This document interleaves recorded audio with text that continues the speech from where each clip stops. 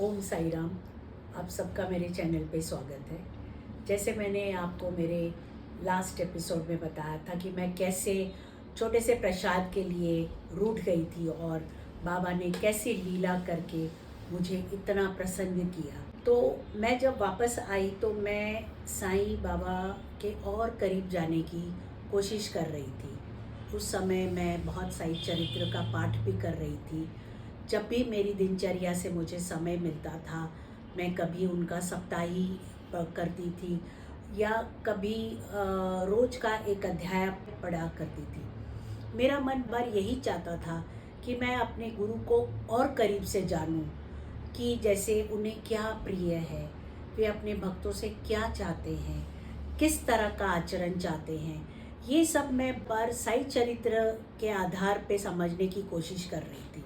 आज जो मैं आपको एक किस्सा, एक ऐसा अनुभव सुनाने जा रही हूँ जिसने मुझे ये विश्वास दिला दिया कि साई आज भी अपने भक्तों की पुकार सुनते हैं। हुआ ऐसा कि मैं बाकी जैसे साई चरित्र में मैंने पढ़ा था कि बाबा को वल पापड़ी बहुत पसंद थी, जिसको कि हिंदी में सेम कहते हैं। बट ना मुझे वल पापड़ी पता था, ना मुझे सेम पता था।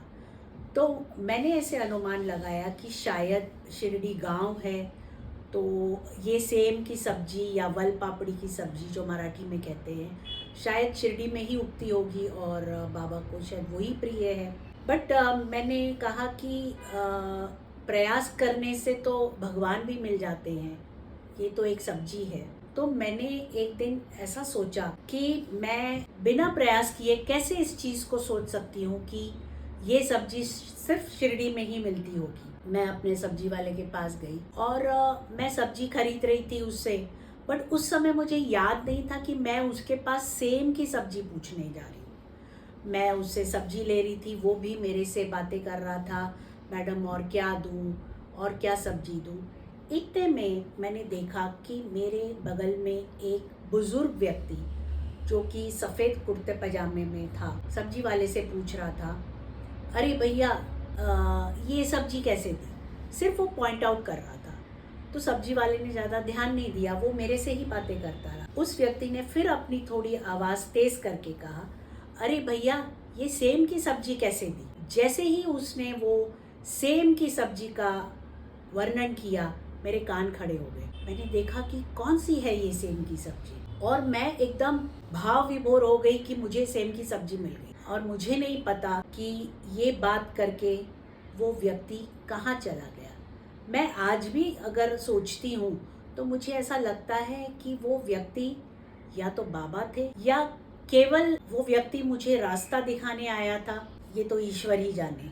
बट मेरा जो पर्पस था कि मुझे सेम की सब्जी बाबा को खिलानी है, वो मुझे मिल गई। मैंने बड़ी श्रद्धा से सब्जी बनाई, भोग लगाया। और मैं जब शिरडी गई थी तो मैं बाबा की एक छोटी सी मूर्ति लेके आई थी, संगमरमर की, जिसको कि मैंने अपने घर के मंदिर में अन्य भगवानों के साथ स्थापित किया था। तो मैं हर रोज़ उनको भोग लगाती थी, सारे भगवानों को, साथ में बाबा को भी लग जाता था। बट उस दिन जब मैंने सेम की सब्जी का भोग लगाया तो मैंने बाबा को कहा कि बाबा मैं आज आपको आपकी पसंद की एक सब्जी का भोग लगाने जा रही हूँ, और मेरी एक छोटी सी इच्छा है कि आज आप स्वयं आकर इसका प्रसाद ग्रहण कीजिए। बट इससे पहले मुझे सेम की सब्जी बनानी भी नहीं आती थी। तो मैंने उस सब्जी वाले से पूछा कि भैया इसको कैसे बनाते हैं, तो उसने अपने तरीके से बताया। फिर जब मैं घर लाई तो मेरी जो मेड थी वो भी उस सब्जी को देख के हैरान हो गई। उसने कहा, अरे आप सेम की सब्जी लेके आए हो। मैंने कहा, तुम्हें पता था ये सेम की सब्जी ऐसे होती है। कहती, हाँ बट आप खाते नहीं हो ना, तो इसलिए मैंने कभी इसका जिक्र नहीं किया। तो मैंने भी उसको पूछा कि ये सब्जी कैसे बनती है। तो जैसे भी उसने मुझे बताया और मैंने भी पूरी श्रद्धा के साथ उसको बनाया, और उस दिन मैंने उस सब्जी का खाने में भोग लगाया और बाबा को कहा कि बाबा मैंने जो भी आज ये प्रयास किया है, ये सिर्फ और सिर्फ आपके लिए किया है। तो मैं यही चाहूँगी कि आप स्वयं आकर इस प्रसाद को ग्रहण करिए। मैं अभी इतनी ही प्रार्थना कर रही थी, इतने में डोरबेल बजती है और मेरे सामने मैं देखती हूँ कि मेरा भाई आया है। मैं बिल्कुल भी समझ नहीं पाई। मैंने कहा तुम इस समय? उसने कहा हाँ, मेरा एक कलीग शिरडी से आया है और वो साईं का प्रसाद लाया है, तो मैंने सोचा कि मैं ये जाकर तुम्हें दे दूं। मैंने कहा ठीक है, आओ बैठो। तो वो उसने मुझे कहा कि तुम इसमें से प्रसाद तो निकाल लो, बाबा को भोग लगाओ इसका। मैंने कहा ठीक है। मैं उसको प्रसाद को जैसे थैली से निकाला, उस थैली के अंदर एक नव वर्ष का कैलेंडर भी था जो कि शिरडी संस्थान से मिला था।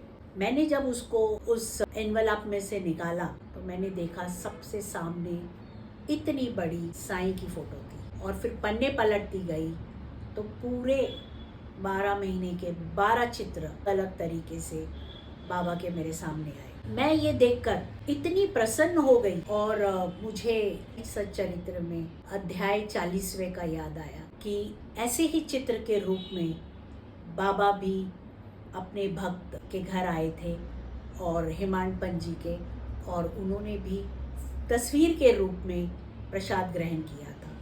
वो बिल्कुल मेरी आंखों के सामने वो चलचित्र चलने लगा। मैंने बाबा को कहा कि मैं एक प्रेम से मैंने आपको ये अर्पण किया है और आपके आगे विनती की है कि आज मेरी इस प्रसन्नता में आप भी शामिल हो।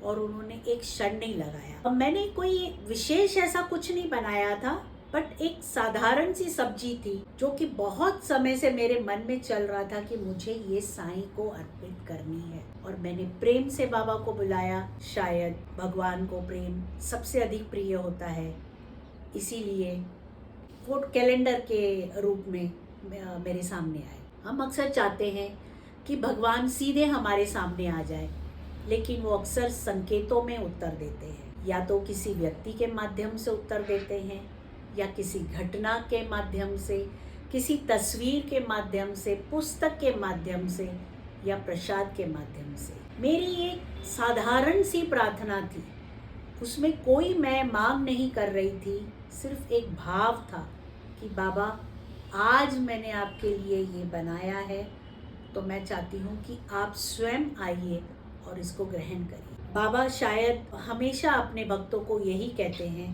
कि मैं भाव का भूखा हूँ और किसी चीज़ का नहीं। और वो आज भी अपने भक्तों के जीवन में सक्रिय हैं, बस हमें उनके संकेत पहचानने के सिवा और या सीखने के लिए बहुत ज़रूरी है। उस दिन मुझे लगा कि साईं तक पहुँचने का सबसे छोटा रास्ता प्रेम है, जहाँ निष्कपट भाव से हम साईं के करीब जाने की कोशिश करते हैं और साईं स्वयं रास्ता बना लेते हैं। आज भी जब भी मैं सेम की सब्जी को देखती हूँ तो मुझे वो गुरुवार का दिन याद आता है कि साईं किस रूप में आए थे ये हम नहीं जानते हैं, बट हम इतना ज़रूर अपने अनुभव से मैं अपने साईं भक्तों से ये ज़रूर कहूँगी कि जब भी साईं आते हैं हमारा हृदय उन्हें पहचान लेता है, और वो जब अपनी लीला करके जब चले जाते हैं तब हमें लगता है कि ये साईं ने कैसी लीला की। हम उस लीला में इतने ज़्यादा भावुक होकर साईंमय हो जाते हैं कि हमारे इर्द गिर्द क्या हो रहा है, कौन है, क्या कर रहा है, हमें कुछ ज्ञात नहीं रहता है। साईं के चले जाने के बाद हम उसकी लीला को बहुत देर तक अपने हृदय में संजो के रखते हैं और बार याद करते हैं और अपने साईं को कोटि धन्यवाद देते हैं कि हमारी एक पुकार पे साईं दौड़े चले आते हैं। वो ये नहीं देखते हैं कि अब सवेर है, अब दोपहर है, अब शाम है, मैं सब्जी के लिए जाऊं नहीं जाऊं। उन्होंने कभी भी अपने भक्तों में इस तरह से कभी भी फर्क नहीं किया है कि आज अगर किसी भक्त ने पंच पकवान का भोग लगाया तो मैं उसी के घर जाऊंगा, नहीं। यही झलकाया है कि साईं सिर्फ प्रेम के भूखे हैं।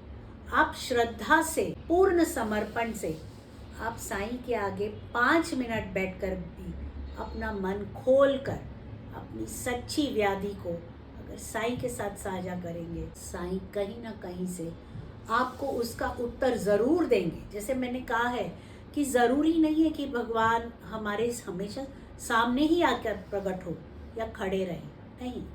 उनके पास बहुत सारे ज़रिए हैं, बहुत माध्यम है जिससे कि वो हमें उत्तर देते हैं। इसीलिए कहते हैं कि हमेशा जब भी साईं के सामने नतमस्तक हो, अपनी आँखें, कान सब खुले रखो।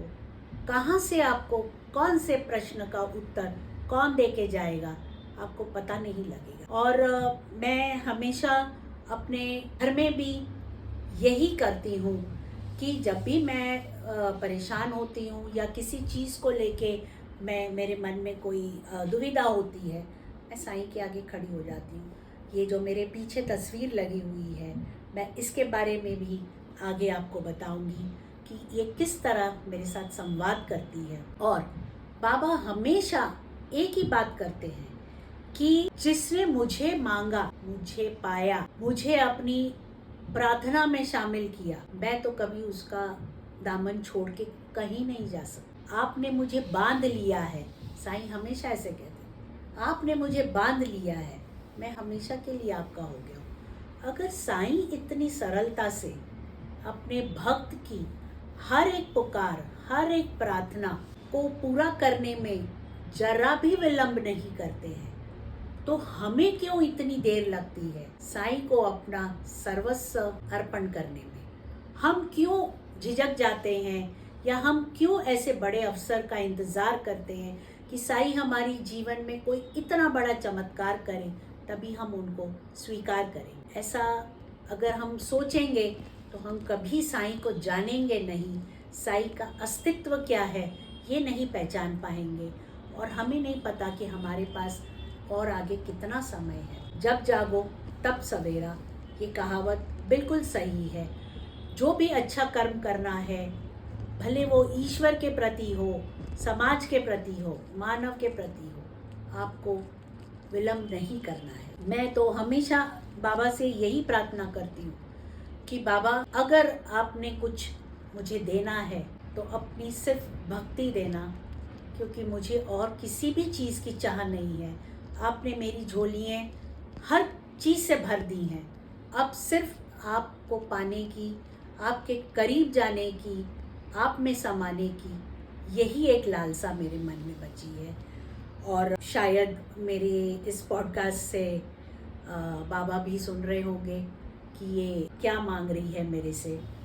जैसे मैंने कहा है कि मेरे साईं मेरी परछाई का जो टॉपिक मैंने चुना था वो सिर्फ़ और सिर्फ इस तस्वीर के कारण, क्योंकि ये परछाई के जैसे मेरे साथ रहते हैं।